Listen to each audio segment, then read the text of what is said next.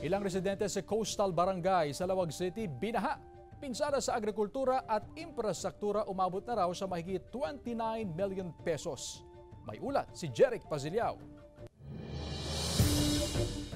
Dahil sa ilang araw na pag-ulan, binaha ang ilang residente sa Coastal Barangay ng 32C La Paz, Lawag City kagabi. Ito'y matapos tumaas ang antas ng tubig sa Padsan River. Agad rumispondi ang CDRRMO pero walang gustong lumikas. Sa initial assessment ng Lawag CDRRMO, umabot na sa mahigit 1.5 million pesos ang pinsala sa agrikultura at mahigit 28 million pesos sa infrastruktura. Humupa na rin ang baha habang inaalam pa ang kabuuang bilang ng mga apektadong pamilya. Sa Barangay Palias Valley, Vintar, Ilocos Norte, tumaas din ang tubig sa ilog kaya binaha ang kalsada. Dahil sa malakas na agos, kinailangang gumamit ng lubid ng mga residente para makatawid at makauwi sa kanilang mga bahay.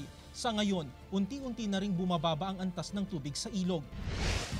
Sa Ilocos Sur, kanya-kanyang bitbit ng sako at basket ang mga residente sa baybayin ng Kawayan para pulutin ang mga naanod na kahoy sa karagatan.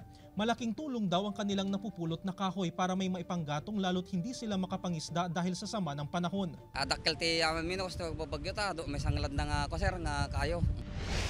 Isa-isa namang pinupuno ng relief pack sa mga truck na ito ng Provincial Disaster Risk Reduction and Management Office para ipamahagi sa mga bayang naapektuhan ng bagyo sa Ilocos Sur. Sa kabila ng pagbuti ng panahon sa Ilocos Sur, patuloy pa rin minomonitor ang antas ng tubig sa Abra River. Jeric Paziliao, 1 North Central Luzon.